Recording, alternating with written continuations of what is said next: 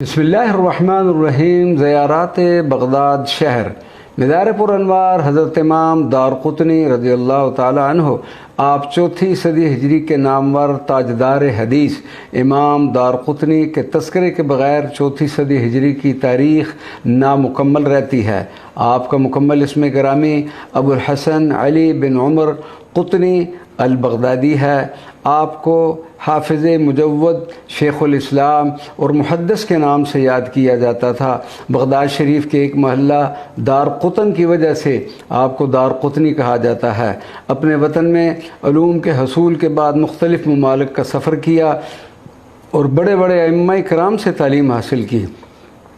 حافظ عبدالغنی الازدی فرماتے ہیں کہ رسول اللہ صلی اللہ علیہ وسلم کی حدیث پر اپنے وقت میں سب سے بہتر دسترس رکھنے والے 3 افراد میں ابن المدینی، موسیٰ ابن ہارون اور امام دارقطنی ہیں۔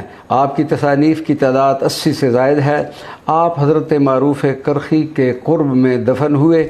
نماز جنازہ ابو حامد اسفرائینی الفقی نے پڑھائی، لیکن آپ کی دارقطنی سب سے مشہور کتاب ہے۔ امام ذہبی آپ کے بارے میں سیر اعلام النبلاء میں فرماتے ہیں کہ آپ علم کے سمندر اور دنیا کے امام تھے۔ ابو بکر خطیب بغدادی فرماتے ہیں دارقطنی اپنے زمانے کے یکتا ہیں، امام زمانہ تھے۔